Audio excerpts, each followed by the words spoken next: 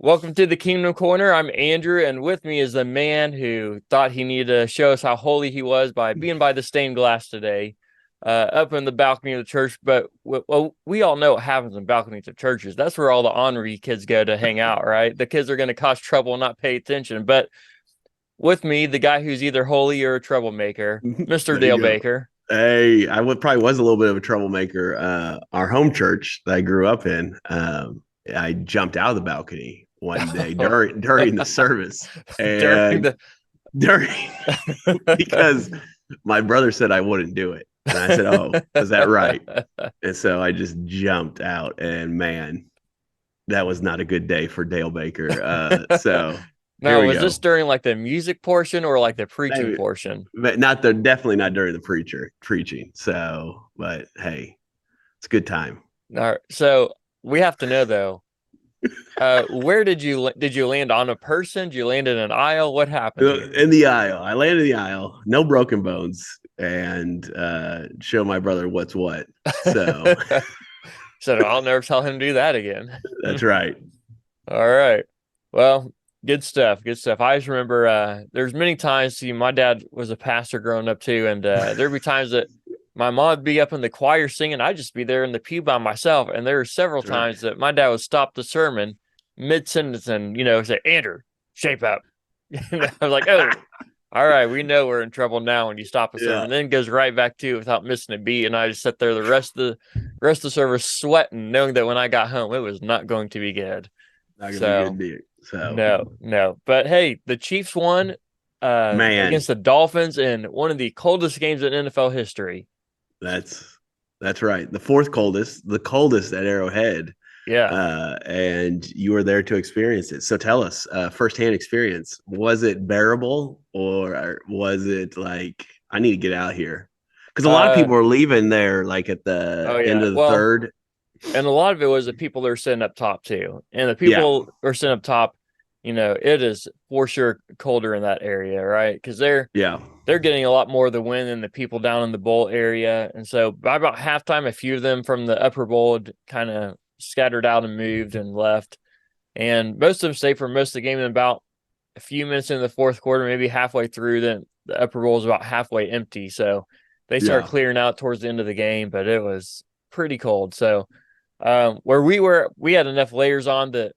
I mean, I wasn't warm by any means. It was cold, but it was Yeah, definitely bearable. It wasn't miserable at all. So the only thing on me, at least, that got cold was my hands. And man. so I was Yeah, pulling I mean, I had like the liners on, the thick gloves on, and some hot hands in there. And they were still getting like mainly my fingers. So I was pulling my fingers in and wrapping them around the hot hands just to stay warm. That helped a lot. But it's pretty bearable for the most part. But that wind was definitely cutting through you anytime it hit you. So it was oof, bad. man. So, and as before, as in other games, some of the worst part is walking back to your car when you get out of the stadium and Oh that yeah. wind just, man, it is bitter cold.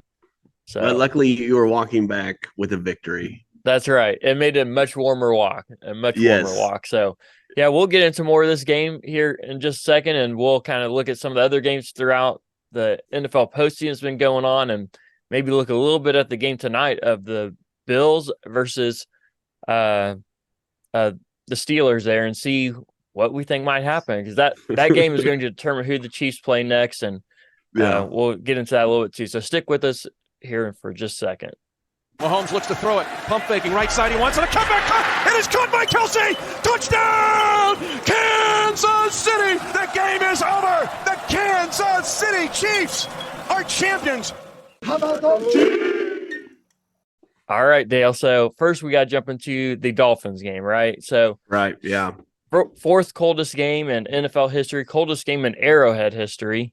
How were you feeling like before this game started, though? How confident were Yeah. you in the Chiefs? Yeah. I think I was feeling pretty confident, but like still, if the Miami, they have two great running backs and they have Yeah. two great wide receivers. And so, still a little like nervous, if you will, Yep. about what they were going to be able to do and, understanding their game plan. But I know they were the first ones out on the field, but it definitely looked like the cold had bothered the Miami Dolphins for sure. Yeah. Yep.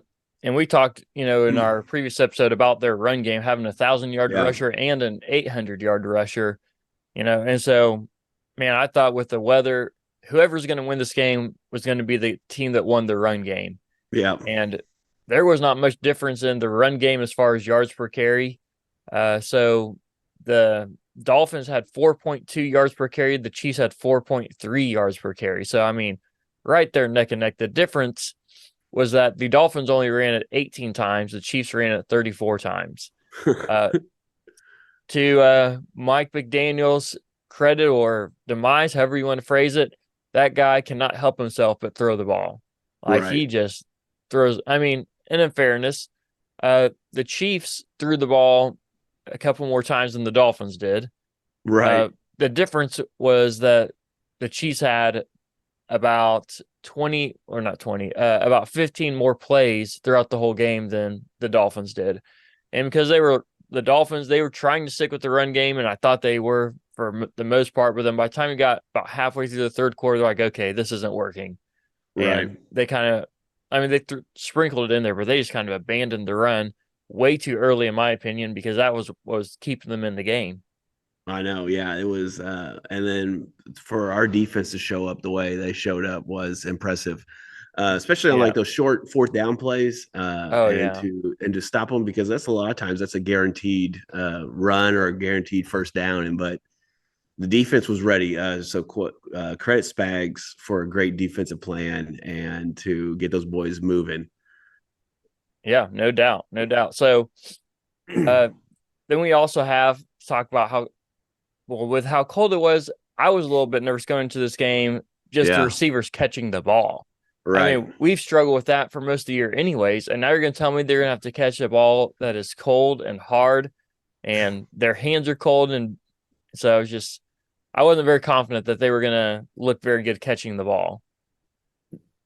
But they did. I mean, it seemed like a lot. I mean, again, they had a ton of drops. It felt like. Yeah. I mean, Travis Kelce had Kelce. two big ones.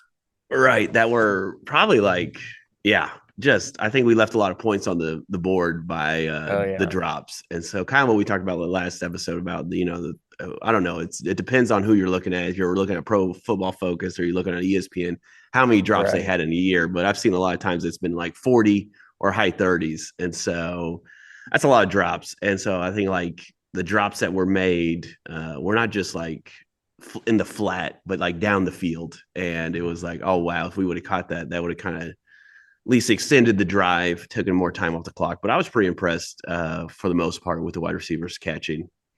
And they continued to go with that hard football.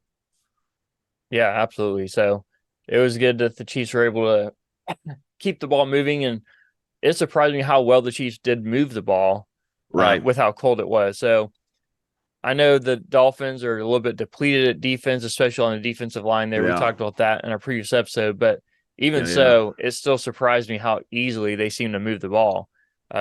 They just were going up and down the field, but then once again, they'd get close to the red zone or in the red zone, and they'd kind of stall out and have to settle for a field goal.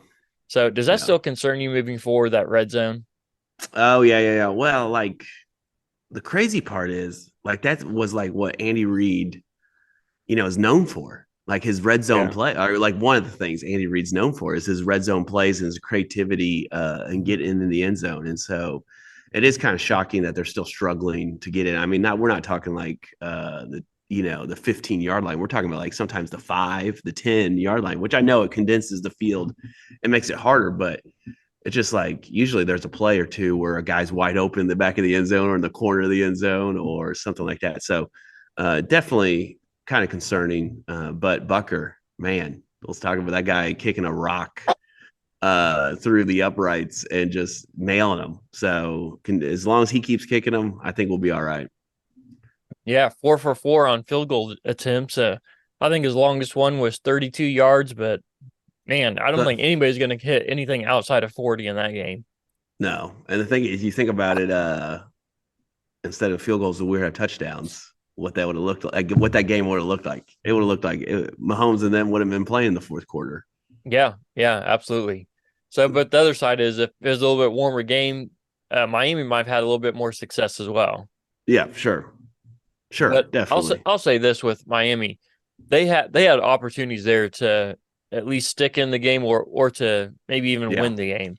The opportunities were there, but man, Tua was just off all night on his throws, just missing guys, even guys that were yeah, wide open, just yeah. could not hit him. So, I mean, maybe it was the pressure he was getting or whatever it was, but man, he was just felt like it was a little big for the moment at this point, or maybe it was the Yeah. weather too, but he was just missing guys. All right, so let me ask you this. So you mentioned it that the Dolphins defense was a bit depleted. I think they were missing 6 starters on defense, Yeah. which is a lot. So do you think the Chiefs found their gear in moving the ball down, or do you think they took a little bit of advantage of the Dolphins' depleted defense and they were able to move the ball? I think they for sure took advantage of a depleted defense. Okay. We've been fooled by these little spurts of greatness by the Chiefs before. Right.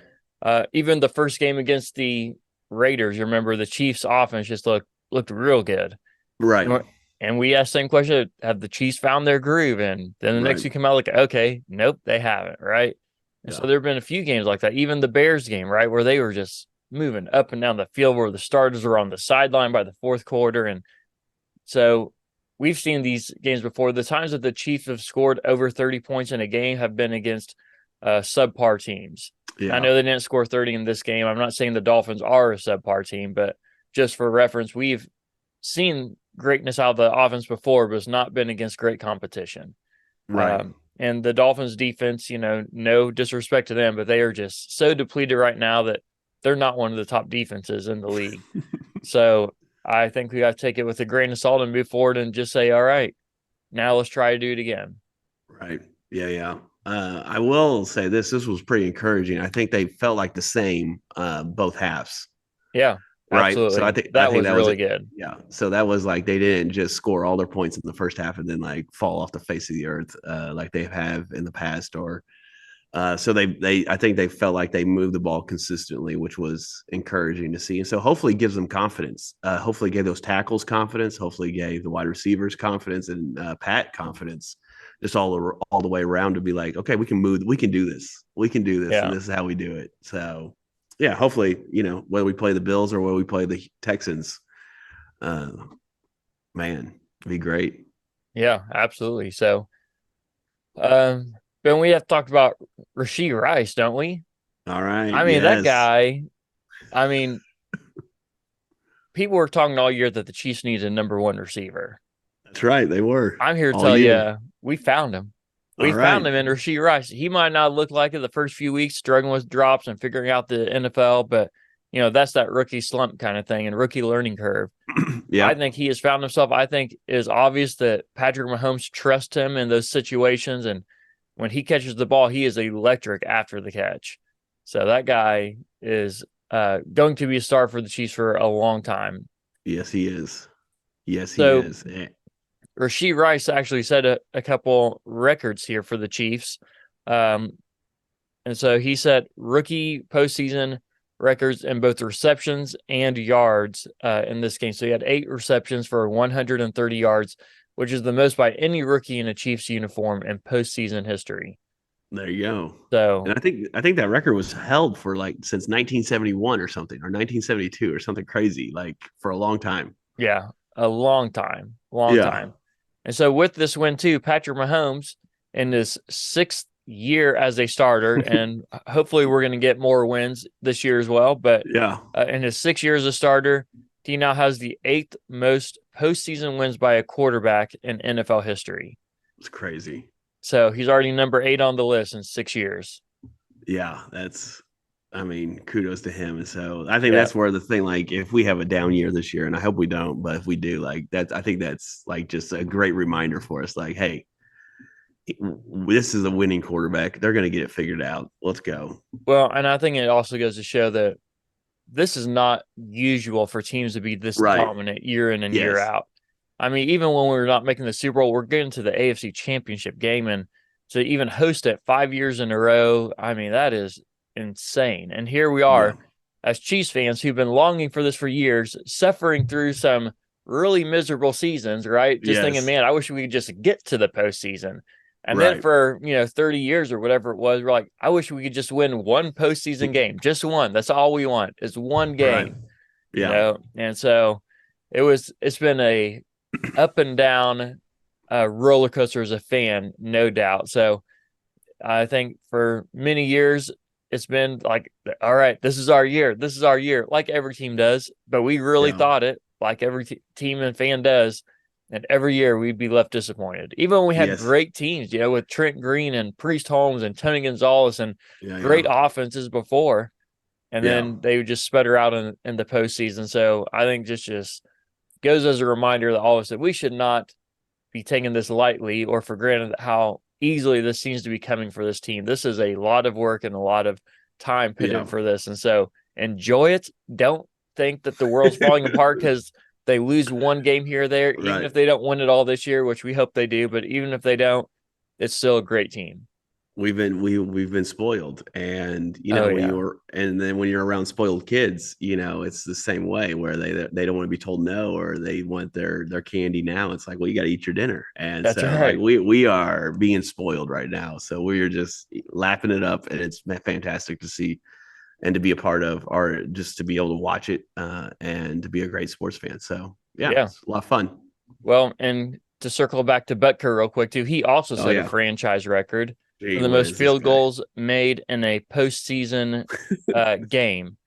And he did it in one of the coldest games in NFL history.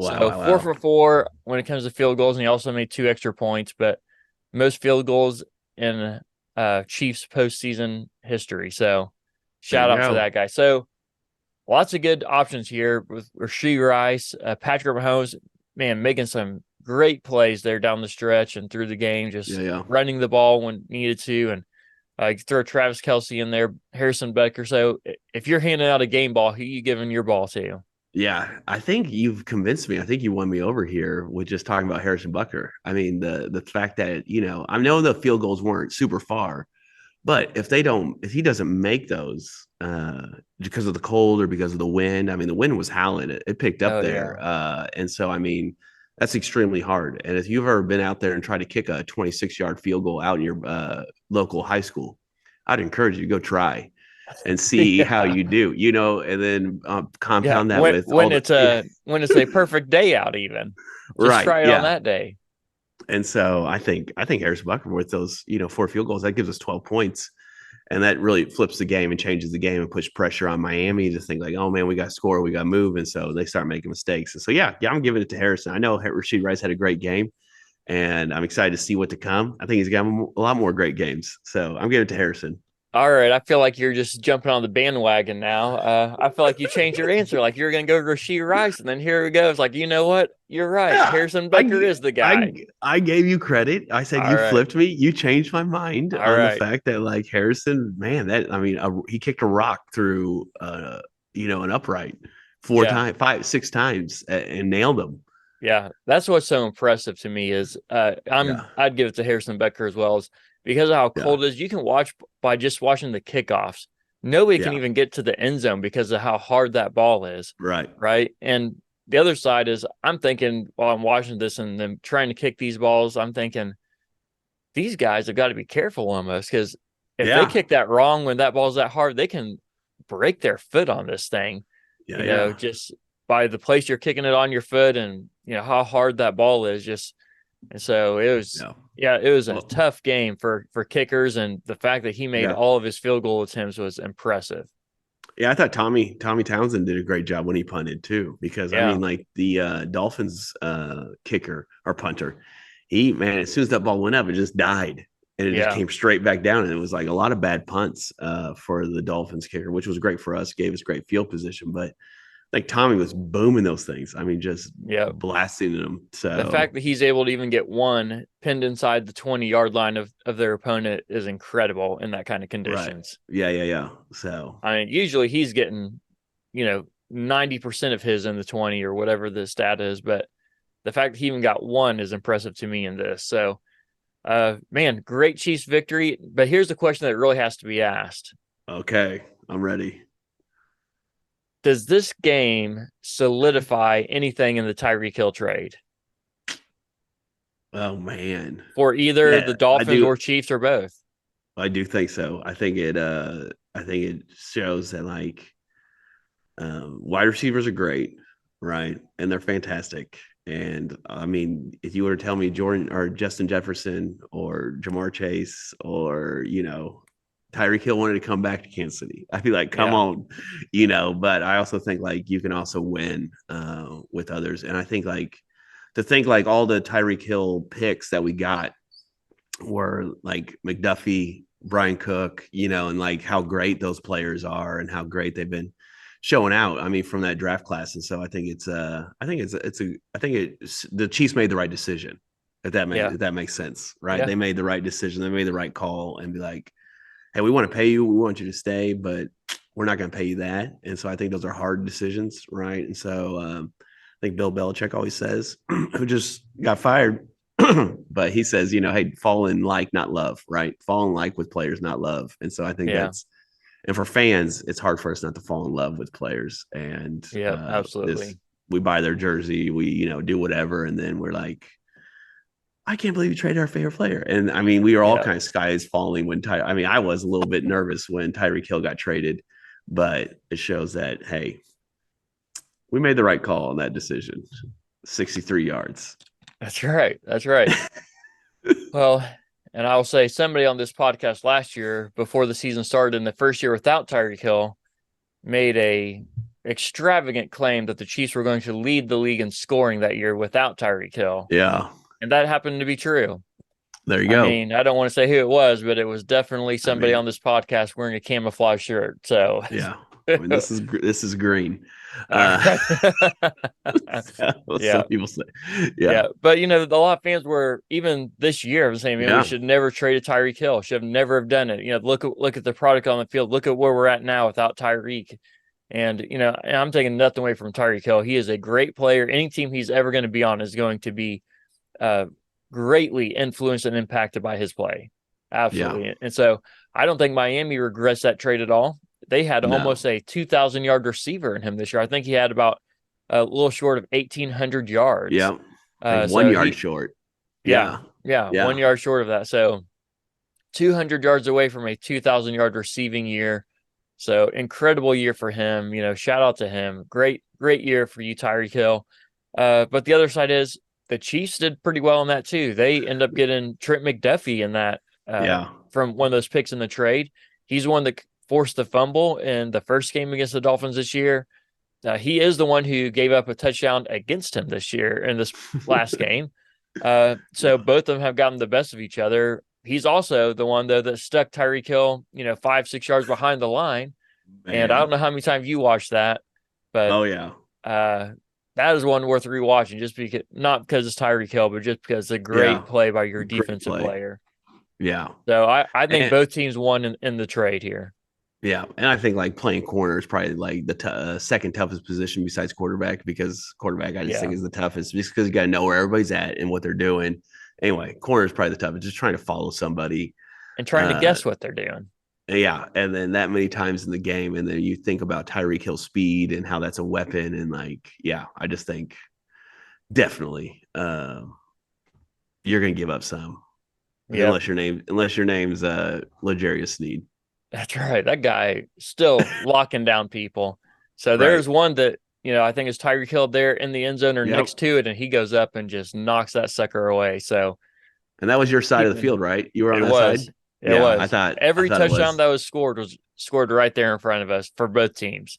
So man. There was one touchdown that should have counted. It was on the opposite end, but got called back from a push in the back by Mr. Juwan Taylor. But as many people pointed out to me, as we could not see it in the stadium, it did not appear, from what I understand, that he was actually trying to do that, but he got pushed himself.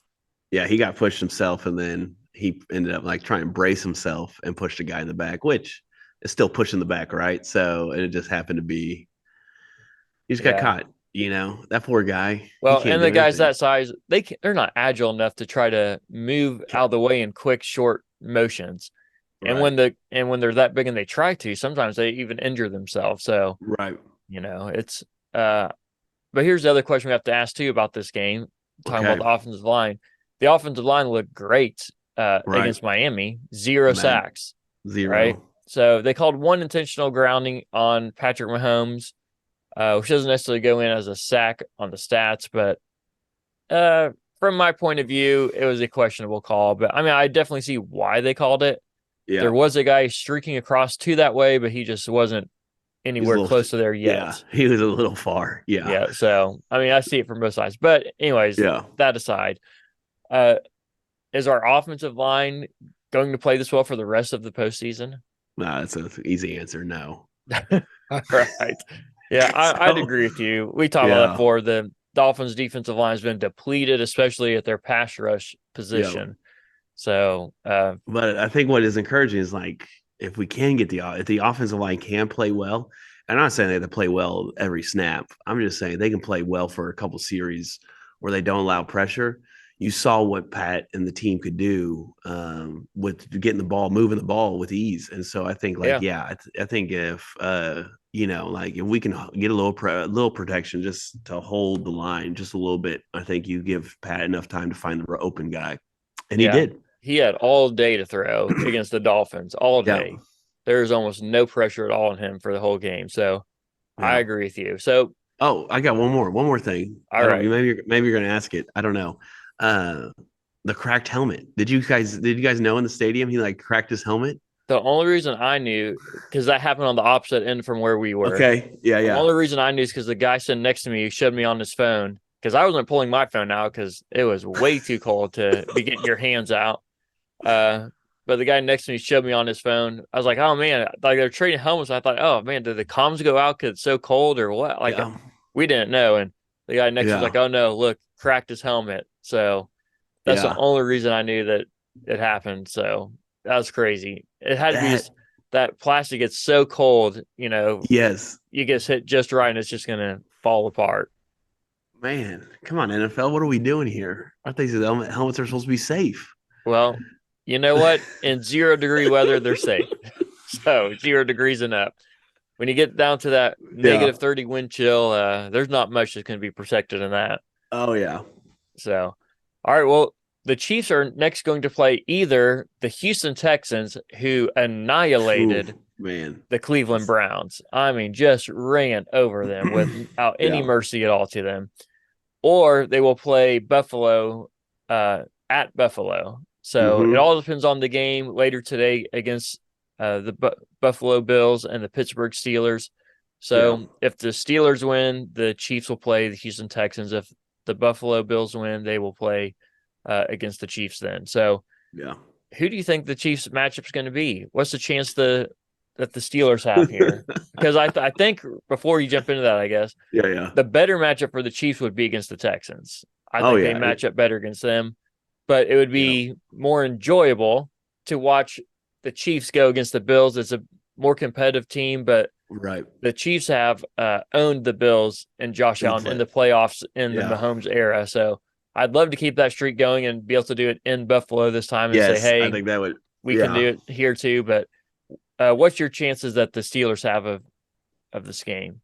Yeah, I think I think the line is like 10 points, which is crazy, especially with the weather that's happening down there. But I think the Steelers, their team is set up to win this game, if you will. Now, you pointed out to me several times that a 7 seed has never won until this weekend. Never won a playoff game. And so for 2 7 seeds to win, maybe a little March Madness come early.